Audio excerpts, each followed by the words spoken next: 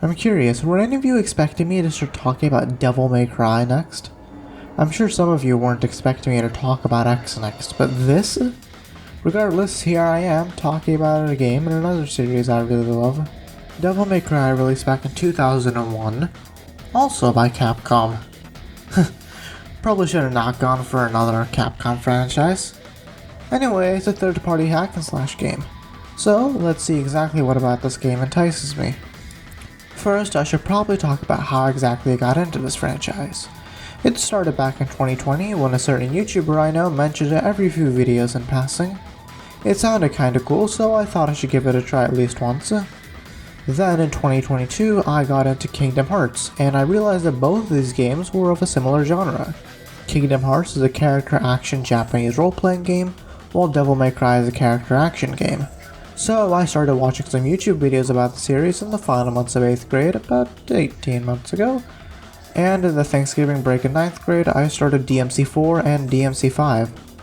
Prior to this playthrough, I'd gotten through Mission 3 of DMC1, Mission 5 of DMC3, I'd beaten DMC4 twice, once as Nero/Dante and another time as Virgil, and I'd beaten DMC5 about 7 times, once as Nero/Dante, and about 6 times as a Virgil.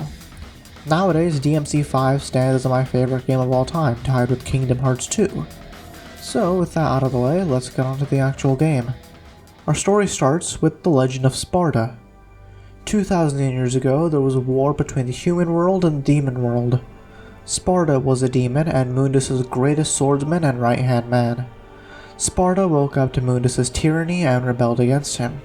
He won the fight against his former master, sealed Mundus away, and split the human world and demon world for good. Much later on, he met a human woman named Eva, then two got married and had twins named Dante and Virgil.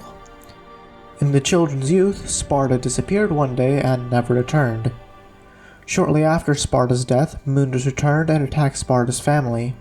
Eva was killed while Dante and Virgil were separated and both believed the other dead. And about 21 years later, we reach DMC1. The game starts with Dante sitting around in a shop called Devil May Cry. A woman named Trish arrives and hires Dante to take down and revive Mundus over on Malay Island. Trish here looks just like Eva, and Dante takes the mission. We get to Malay Island, and Trish leaves, leaving Dante to explore the island on his own. After that, the story takes a massive backseat, with only the occasional cutscene before a boss. The third act is when the story picks up, but I'm perfectly fine with this. When you walk into the castle and begin the first mission, it's clear that this is still a Resident Evil game at heart. You all probably know this by now, but DMC started as an RE game. It was decided that the game was straying too far from the series' roots, so it was made into its own series. With that said, it's probably a good idea to say I have zero experience with the Resident Evil franchise. So this is a new experience for me. We start in the castle's main hall. One door needs a key and another needs some red orbs, so we've got to run around and find these orbs. Here we can try out Dante's controls, and they function just fine. They suck for platforming since your jump is really stiff, but other than that, just fine. The game also makes use of RE's fixed camera angles, and I don't really care for this much. They function just fine, and I can understand why using it in these cramped hallways, but I just prefer having control over the camera myself. But, as I said, we need to find a bunch of red orbs around this place to progress to the next room, and this simple type of exploration is a good part of this game. From what I've heard, it's not much exploration, but coming from my experience, it's pretty big. This game's structure is also pretty different from other games, as although this game is going by a level structure, it's pretty open, and you're unlocking new parts of the castle every level, and sometimes going back to areas you've already been in to get into new areas. However, the exploration is not all this game has to offer. You find the rusty key to progress, and immediately after you get it, this puppet attacks you, and this is where the game's combat begins. DMC is different from other action games in that there isn't any sort of focus on dodging or parrying enemy attacks. Instead, you need to go all in on the offensive. The name of the game is to create long, diverse combos to increase the style rank, and depending on your rank when you defeat an enemy, you'll draw more orbs upon defeat. Not only that, but it's also very satisfying since the enemy is absolutely powerless while you are wailing on it. However, Dante doesn't start with a whole lot. He's got a melee attack and a ranged attack, Sparta's sword, Force Edge, and the twin pistols Ebony and Ivory. I question why he's using Force Edge when he already has Rebellion, but whatever. Force Edge starts with 3 combos, an aerial attack and an aerial launcher. With all this, Force Edge is pretty good for the early game. The goal here, as I said, is to make all these attacks and combos into one big combo, and it's easy to achieve since you are locked into an attack or combo once you begin. You can just cancel out and go into another attack or combo provided you're fast enough. Ebony and Ivory, meanwhile, have no combos or special attacks, you just shoot them. They have infinite ammo, so they're good when you want to keep enemies in the air or when you want to deal chip damage while you close the gap between you and enemies. The big thing about this game is the style system and how stylish your attacks are, which is actually quantifiable thanks to the game's style rank. The longer and more varied your combo is, the higher your rank will go, starting at D and ending at S. The style system in this game is pretty strict, as you've only got a few seconds between combos to start a new one, or else you fall all the way back down to D rank. However, it'll be pretty hard to get stylish combos without more combos to do, and that's where the shop comes in. The red orbs I mentioned earlier are the currency you spend in this shop, and they can be spent on items and weapon upgrades. You can buy things like Vital Stars, which refill health, the Devil Star refills Devil Trigger gauge, Blue Orbs, which extend max health, Purple Orbs extend the Devil Trigger gauge, and Yellow Orbs, which are extra lives. There are more than just items though, you can also buy extra moves for your melee weapons. But first, we need a weapon you can buy more moves for. A little later into the game you find a painting with a sword in it, a sword named Alistair. It flies out of the painting and impales Dante, and Dante? Well, why don't I just show you?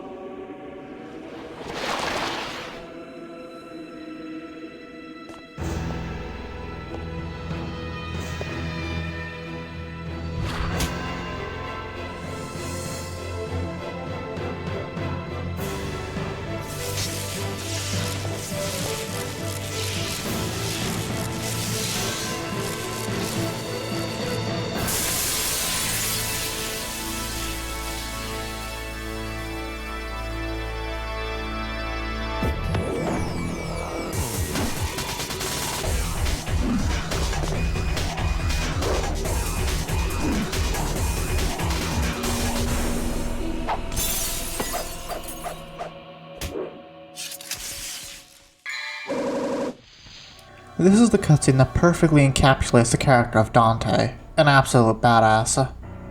Anyway, from here on, Alistair becomes your main weapon, replacing Force Edge. Its combos are identical, but you can buy new combos for it. There's Stinger, which is really good for closing the gap between you and enemies. There's also Air Hike, which is basically a double jump. However, that isn't all Alistair gives you. With Alistair, you can also use your Devil Trigger, which is basically a super mode. Once you pick up Alistair, you see these runes underneath your health bar, and when 3 runes are filled in, you can hit the left bumper and activate your Devil Trigger, where you activate your demonic powers and deal more damage, take less damage, and you begin regenerating health. Although a melee weapon like Alistair is mandatory to progress, most of the guns aren't. Take the shotgun for instance, you have to break a desk and pick it up yourself. Easily missable, but if you do miss it, oh man. Not only is the sound design of this thing immaculate, it sounds incredible, it's also a good bit powerful. It's most effective against the Sin Scissors, which are pretty annoying to fight, since they float around in the air and you don't have much in the way of aerial combat. With all these abilities you've got, it's pretty hard not to feel like a cool badass just like Dante. He's a pretty cool dude, and you can tell mainly in the cutscenes against the bosses. Phantom is a giant magma spider thing, and Dante says, "What a big surprise. I hope for your sake you got something inside that big body of yours." In Mission 4, you get this sick looking bedroom, I'll get back to that, and Dante's reflection quite literally walks out of the mirror, and Dante's completely unfazed and says,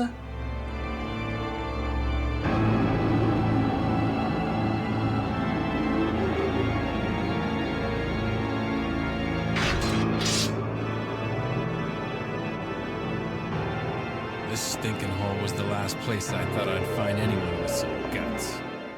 This man, clad in armor, is Nello Angelo, one of Mundus' top generals. He says absolutely nothing, but with an intro and music like this,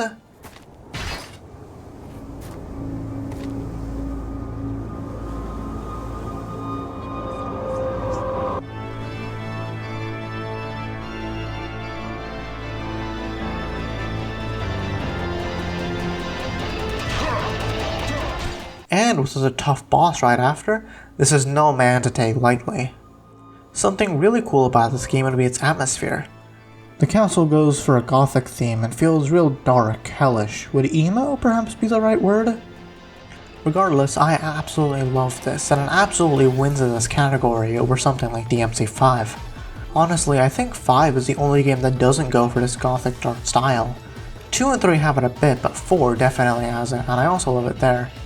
Malay Island and Fortuna have the best atmosphere and architecture in the series if you ask me. Something else that adds to the atmosphere of the game is the soundtrack.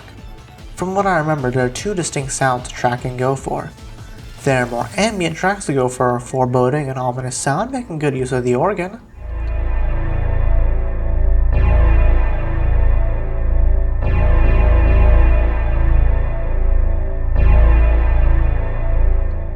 Then there are the rock sounds, mainly used in combat.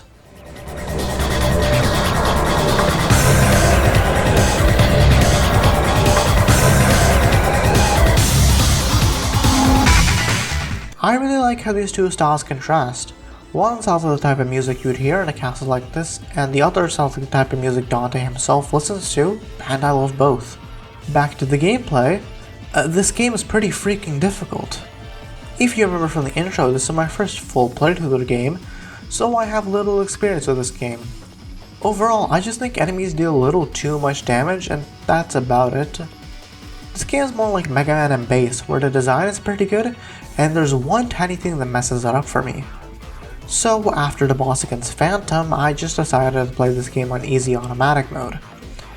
Basically, you deal more damage and enemies deal less damage, but there's a catch. The game will automatically select combos for you to do. However, that doesn't mean you can't input your own combos, so this is no hindrance. While I'm on the subject of difficulty, I should probably mention this game's life system. If you remember from my discussion of the shop 600 words ago, I mentioned yellow orbs. These function as extra lives you can buy from the shop, and I believe you can find them in the game, not sure though. When you die, you need to use 1 yellow orb, and when you run out, you gotta reload your save file. However, I don't believe this game was made difficult by accident. Dante is a really powerful and cool guy, but when you start playing, you're nowhere near that. The game wants you to learn the mechanics and get good so you can start playing just as Dante does. Or would, maybe. A few missions in, you leave the castle and start exploring the castle grounds, and this is where the game really opens up and where you get a new equipment. There's this grenade launcher, and it might be good. I just never used it. It's not bad or anything, it's just that Ebony and Ivory do the job just fine for me. More to the point, you get Ifrit. It's the game's hand-to-hand option, mixing punches and kicks together. You can even hold down the attack button during your combo to make your attacks more powerful and deal more damage. A big downside is that Air Hike, the double jump, is only available for Alistair and not available for Ifrit, so you can't double jump with this weapon. It's pretty stupid, but it is what it is. Probably the worst and jankiest part of the game though is the underwater sections of Mission 13. The underwater controls are just fine, aim with the left stick and swim with A, but you have no melee attacks. Instead, you've got a gun that's only used here and nowhere else. The camera is also really weird, and it feels like it's too close to the surroundings. These underwater sections aren't bad, they're just the least fun part of the game, and I'm glad they don't return. Something else I'd like to mention are the blue orb fragments. You might remember from my shop discussion 974 words ago that there are items called blue orbs. These items extend your max health, and you can find fragments of blue orbs around the map. A good amount of blue orbs are found in the game's secret missions that I never attempted, but a good bit of them are just located around the map, hidden in secret areas. Once you find 4 blue orb fragments, you'll get a singular blue orb and your health bar will get bigger. Something that'll probably surprise you about Dante is that even though he's this hyper cool guy, he still has compassion and cares for people, even his enemies. Take the cutscene after the final fight against Griffin. He tells Griffin that he's in no condition to fight thanks to his wound. Dante's also got a sense of justice, as immediately after, Moon just shows up and just kills Griffin like it was nothing.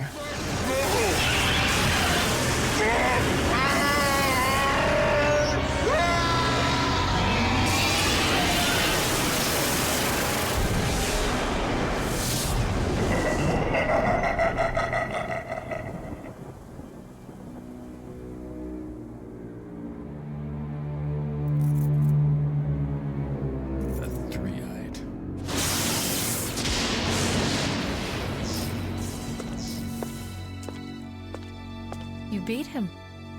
Maybe it was too easy for you. Mundus. His heinous ways make me sick, killing even his own, like they were nothing. He's the one that took the life of my mother, my brother, and Shirley. My mother used to always tell me that my father was a man who fought for the weak. He had courage and a righteous heart. In the name of my father, I will kill Mundus. This game doesn't have many cutscenes, so it's commendable that the devs were able to create a character as iconic and great as Dante in such little time. Gotta say though, it's probably for the best this game doesn't have too many cutscenes. For one, I really hate these models. Me and a friend of mine often discuss which of Dante's designs are the best, and both of us have come to the conclusion that Dante's design in DMC1 is pretty good, and this model just does it really dirty.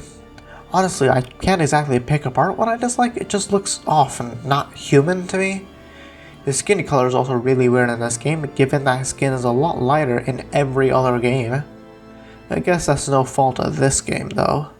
Before I get into the game's final act, I want to talk about the homework I did for this game, the Devil May Cry novel.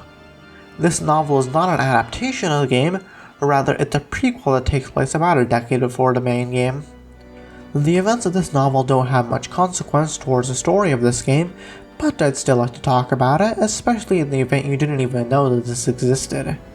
The important parts are that a man named Gilver came to town, wearing a green suit and a heavily bandaged head and wielding a katana.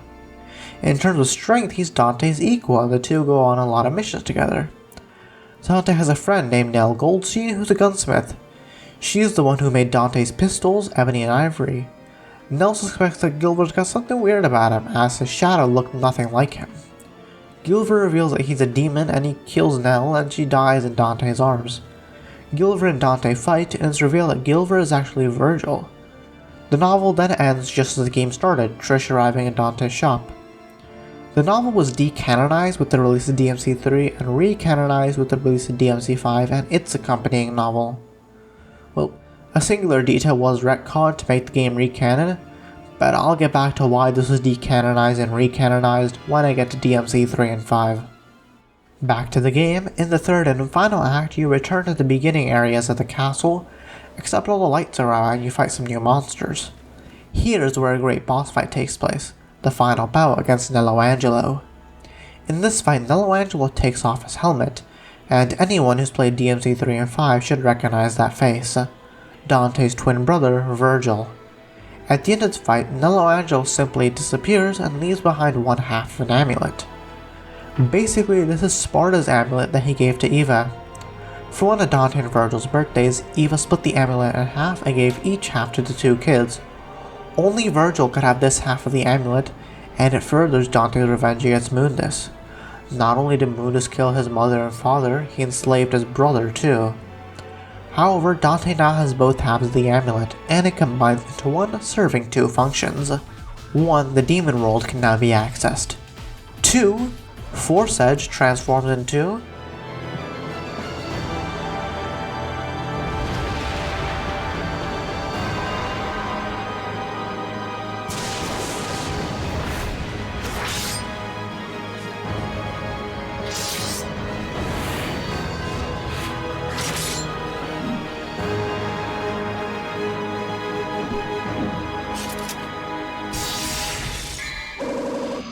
Devil Sword Sparta, the weapon that the legendary Dark Knight himself wielded.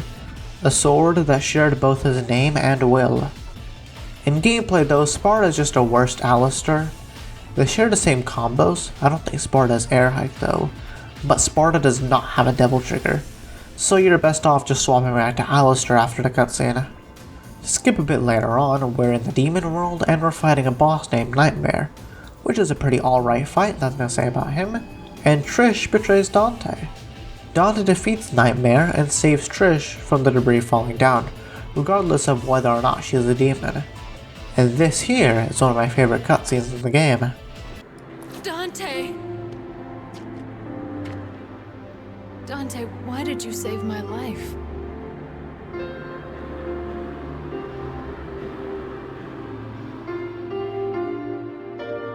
Because you look like my mother.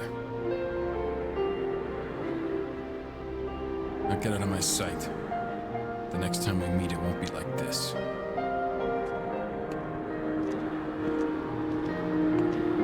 Dante! Don't come any closer, you devil! You may look like my mother, but you're nowhere close to her. You have no soul. You have the face, but you'll never have her fire!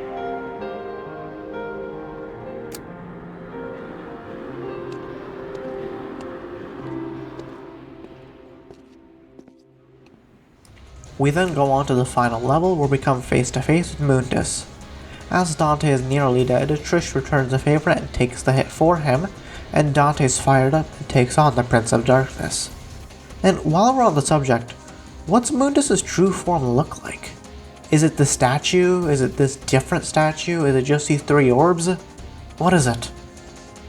But regardless, Dante takes the form of the legendary Dark Knight and we go to the final boss. The first phase is a space shooter style fight, and I don't really care for it. Normally I'd bash a game for changing up the controls and genre so heavily for the final boss. Hell, I did the same for Sonic Frontiers' final boss. But there's a second phase later on, so I'm not too mad about it. It's a pretty simple fight, just don't use your double trigger unless you want to one-shot the guy, at least on easy mode. In the second phase, I don't even know how you fight the guy. I just went into double trigger and kept on wailing on him, and his health bar just depleted faster than my DT gauge, so yeah. After Mundus' defeat, Dante mourns the loss of Trish and says was probably the second most infamous line in the series. I should have been the one to fill your dark soul with light!